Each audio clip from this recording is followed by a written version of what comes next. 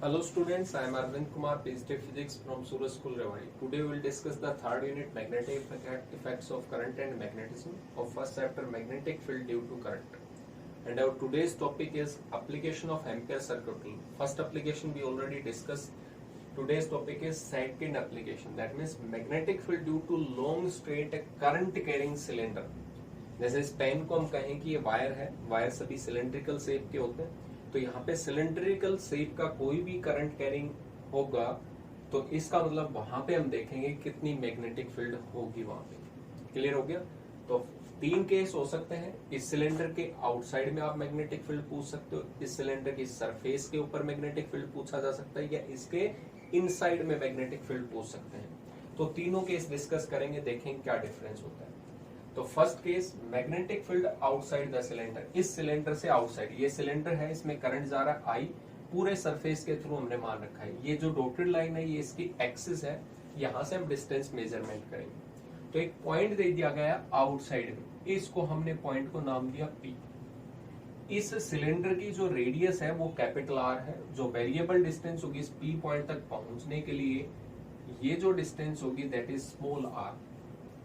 तो ampere circuit law अगर apply करते हो तो इसका मतलब हमें क्या अप्लाई करना पड़ेगा, क्लोज लूप, और क्लोज लूप पे मैग्नेटिक फील्ड क्या होनी चाहिए, सेम।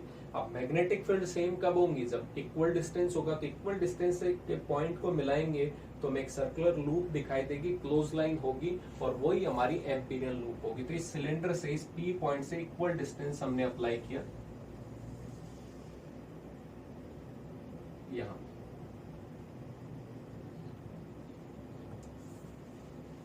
ठीक है, ये जो लूप है इसको हम एम्पीरियल लूप बोलेंगे। अब इस सिलेंडर के अंदर करंट अपवर्ड डायरेक्शन में जा रहा है, राइट हैंड थंब रूल के according magnetic field at this point is B, inward direction में होगी। यहाँ पे अगर मैग्नेटिक फील्ड देखेंगे तो हमारी फिंगर ऐसे घूम के जब आउटसाइड में आएंगे तो किधर होंगी, बाहर आएंगे इस प्लेन ऑफ पेपर से, तो मैग्नेटिक फील्ड की डायरेक्शन आउटवर्ड होगी उस पॉइंट पे। अब एम्पियर सर्किट लॉ अप्लाई करा रहे हैं तो स्मॉल लूप होगी, इसको हमें क्लोज करना पड़ेगा। तो क्लोज एक बार ट्रेवर्स करने के लिए आप या तो क्लॉकवाइज डायरेक्शन में जाएंगे या एंटी क्लॉकवाइज में। तो मैंने यहाँ पे एक स्मॉल एलिमेंट मान लिया डीएल। अब इसकी डायरेक्शन क्या होगी, आप पे चॉइस पे डिपेंड है कि हम इस डायरेक्शन से ऐसे ट्रेवर्स करते हुए जाएंगे या अपोजिट डायरेक्शन में। तो मैं इस पे सेम डायरेक्शन में मान लेता हूँ मैग्नेटिक फील्ड के। जब हम इस पॉइंट पे होंगे तो मैग्नेटिक फील्ड और डीएल लेंथ, इसका टेंजेंट, दोनों के बीच में एंगल 0 डिग्री। जब मैग्नेटिक फील्ड यहाँ पे होगी तो टेंजेंट इस पॉइंट पे भी क्या होगा, सेम डायरेक्शन में। यहाँ पे होगी तो मैग्नेटिक फील्ड और डीएल लेंथ जो होगी उस पे टेंजेंट, दोनों सेम डायरेक्शन। इसका मतलब एंगल जो होगा वो कितना होगा, 0 डिग्री होगा दोनों के बीच में। तो यहाँ पे आउटसाइड में according two ampere circuit law, ampere circuit law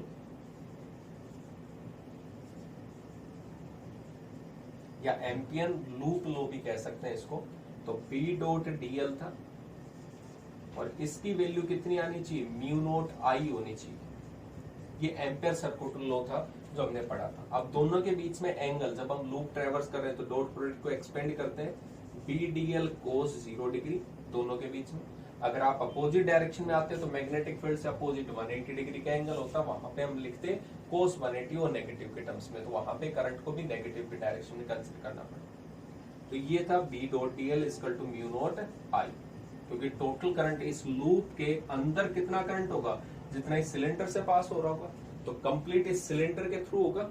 तो सिलेंडर में करंट कितना जा रहा था, आई, तो हमने कितना लिख दिया, आई। म्यू नॉट एयर था तो एयर डी। मैग्नेटिक फील्ड सभी पॉइंटों पे सेम है इसलिए आउटसाइड आ गया। क्लोज्ड इंटीग्रेशन करेंगे डीएल, कोस 0 जो हो जाता है वो 1 हो जाता है, इज इक्वल टू कितना होगा, म्यू नोट आई होगा। अब जैसे जैसे हम इस लूप पे चलेंगे, यहाँ पे small DL length, small DL जो सेंटर से कितने डिस्टेंस पे, आर पे, जब हम एक राउंड कंप्लीट करेंगे तो कितने डिस्टेंस कवर करेंगे, 2 पाई आर के टर्म्स में। तो कितना हो जाएगा, पी इंटू में 2 pi R is equal to mu naught I. ठीक है, हमें मैग्नेटिक फील्ड कैलकुलेट करना था आउटसाइड में, तो आउटसाइड में कैलकुलेट करेंगे तो कितना हो जाएगा, म्यू नोट आई तो था ही, अपोन में 2 पाई आर। बट यहाँ पे मुझे एक स्टैंडर्ड कांस्टेंट है म्यू नोट अपॉन 4 पाई, तो मैंने क्या किया, इसको 2 से मल्टीप्लाई 2 से डिवाइड कर दिया, तो आउटसाइड में मैग्नेटिक फील्ड का फॉर्मूला कितना होगा, म्यू नोट अपॉन में 4 पाई 2I अपॉन में R। 2 2 जा 4 हो गया, 2 इसके साथ में आ गया, तो ये मैग्नेटिक फील्ड का फॉर्मूला हो गया आउटसाइड में। अब हमने जब इन्फिनिट लॉन्ग स्ट्रेट वायर लिया था तब भी तो सेम रिजल्ट था, म्यू नोट अपॉन 4 पाई 2I अपॉन में R।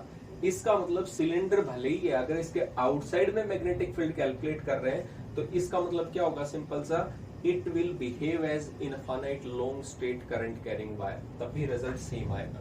और यहाँ पे जब हम आउटसाइड में मैग्नेटिक फील्ड कैलकुलेट कर रहे हैं तो करंट तो सेम होगा सभी जगह, म्यू नोट अपॉन 4 पाई भी है, तो inversely proportional to the distance.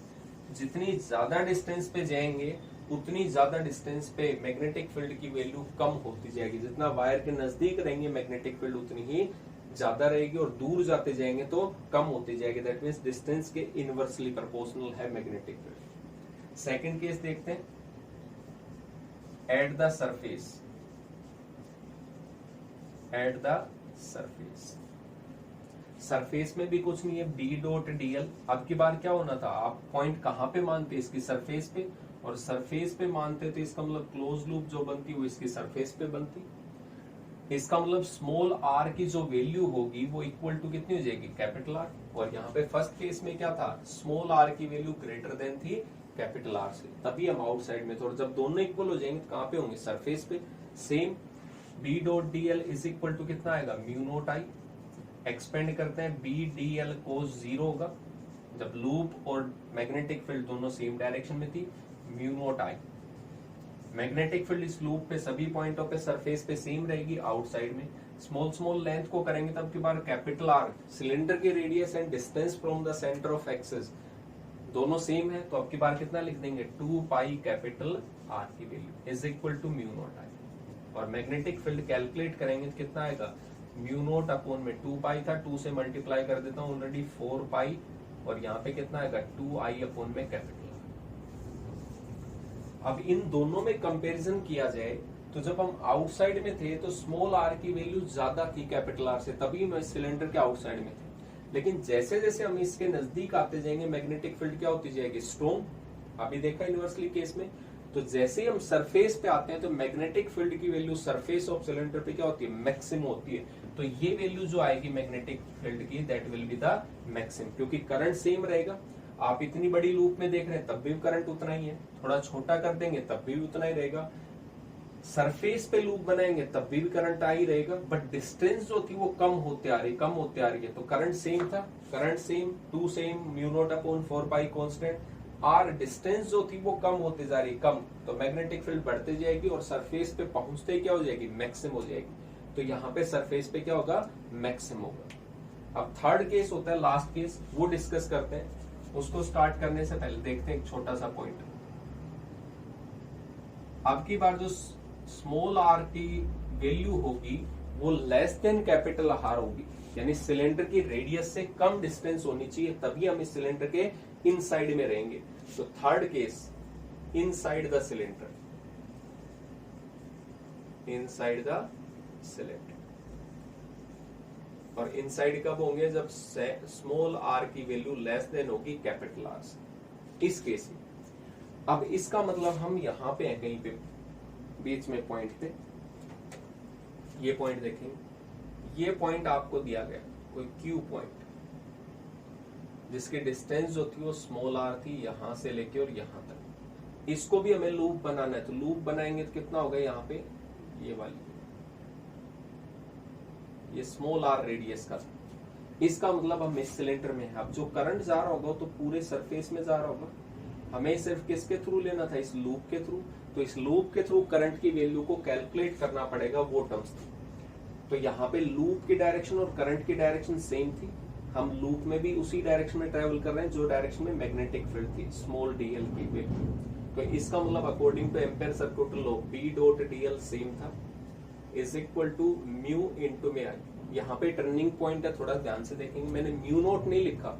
अब की बार आप सिलेंडर के इनसाइड में है तो कोई ना कोई मेटेरियल होगा, जरूरी तो नहीं कि एयर ही होगी या वैक्यूम होगा, तो इसलिए मेटेरियल का परमेबिलिटी लिया है मैंने, magnetic permeability of medium mu, और करंट जो है वो टोटल करंट पास नहीं होगा। मैं कहूँ कि बड़ी डिस्क थी और ये जो ग्रीन है वो इनसाइड में छोटी डिस्क है। जब पूरी डिस्क के थ्रू आई करंट था तो स्मॉल डिस्क के थ्रू क्या होगा, कम करंट आएगा। जैसे मैं कहूँ कि यहाँ पे ये आपको मार्कर दिखाई दे रहा है, इसकी जो रिफल होगी वो कम होगी। अगर मैं इसके थ्रू पूरे के थ्रू अगर वाटर फ्लो करवाएं और इसकी रिफल में से देखें तो रिफल में कम फ्लो करेगा comparatively to this complete diameter. तो इसका मतलब करंट आई जो था वो पूरे सिलेंडर के थ्रू पास हो रहा था, एरिया ऑफ क्रॉस सेक्शन के थ्रू, और यहाँ पे हमें स्मॉल रेडियस के थ्रू चाहिए। तो इसका मतलब वो करंट हम कैलकुलेट करेंगे, बट अभी मैंने मान लिया कि इस ग्रीन लूप के अंदर जो था करंट वो कितना था, आई डैश था, तो इसलिए मैंने आई डैश लिखा। दोनों की डायरेक्शन सेम थी तो B D L cos 0 degree होगा, दोनों सेम डायरेक्शन में, ये म्यू इंटू में आई डैश। यहाँ पे देखें तो मैग्नेटिक फील्ड जो होगी वो सभी पॉइंटों पे सेम होगी लूप पे, एम्पिरियल लूप पे। Closed integration of DL is equal to mu into I dash.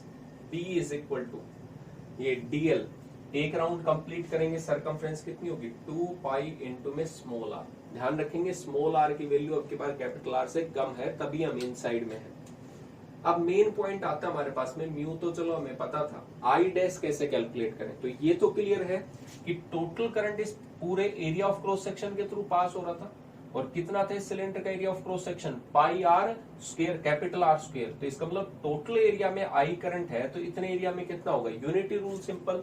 तो मैंने ये कहा पाई कैपिटल आर एरिया में करंट जो जा रहा था वो टोटल करंट था आई, 1 यूनिट एरिया में कितना होगा, आई अपॉन में पाई कैपिटल आर स्क्वायर। लेकिन मुझे स्मॉल आर में चाहिए, इस सिलेंडर के इस रेडियस में, स्मॉल आर रेडियस में, तो उसका एरिया कितना होगा, पाई स्मॉल आर स्क्वायर। तो उसमें कितना करंट फ्लो होगा, आई अपॉन में pi capital R square into में pi small R square. Pi to pi cancel out, so I dash will be equal to I into में small R square upon में capital R square. ये current होगा इस cylinder में।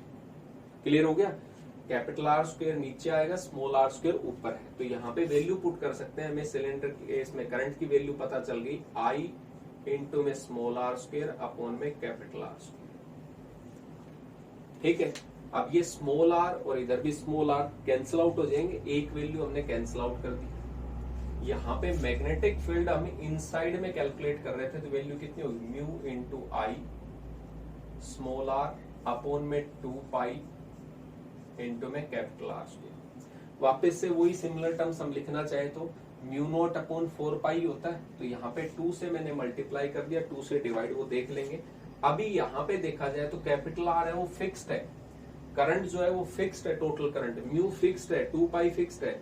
इसका मतलब inside में अगर आप बात करोगे तो इनसाइड में magnetic field is directly proportional to R. अगर मैं कहूं सेंटर की बात कर रहे हैं, इसके बिल्कुल सेंटर पे, एक्सिस पे अगर आप बात करोगे तो डिस्टेंस कितनी हो जाएगी, 0, और डिस्टेंस 0 है तो स्मॉल आर की वैल्यू 0 पुट करते कितनी हो जाएगी, 0।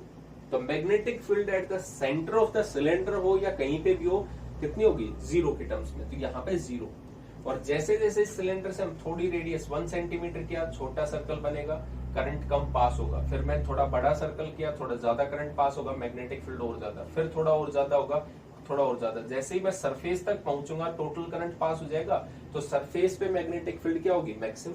पहले ही हम डिस्कस कर चुके हैं, बाहर से जब अंदर जा रहे तो मैग्नेटिक फील्ड बढ़ती जा रही थी, सरफेस पे मैक्सिमम। इनसाइड से, सेंटर से जैसे जैसे दूर जाते जा रहे, बढ़ती जा रही, सरफेस पे पहुंचते क्या हो जाएगी, मैक्सिमम। तो यहाँ पे इनसाइड में मैग्नेटिक फील्ड का फॉर्मूला ये है।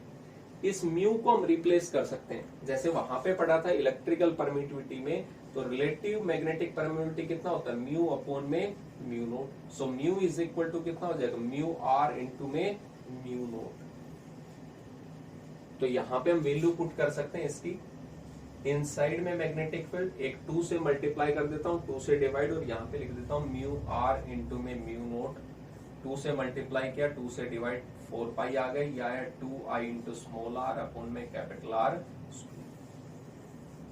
ये हमारे पास फॉर्मूला हो गया इनसाइड का, कि किसी भी इनसाइड पॉइंट पे अगर मैग्नेटिक फील्ड कैलकुलेट करेंगे तो सेंटर से कितने डिस्टेंस थी, स्मॉल आर। कितना टोटल करंट पास हो रहा था, कितनी उस सिलेंडर की रेडियस थी, और कितना उस सिलेंडर का कौन से मेटल से बना हुआ था, फेरोमैग्नेटिक मटेरियल था, आयरन था, एल्यूमिनियम था, किस मेटल से था, तो उसकी रिलेटिव मैग्नेटिक परमिबिलिटी कितनी थी। तो ये टर्म्स थे। अब अगर हम एक ग्राफ प्लॉट करें यहाँ पे, तो देखते हैं कितना होता है यहाँ पे पास।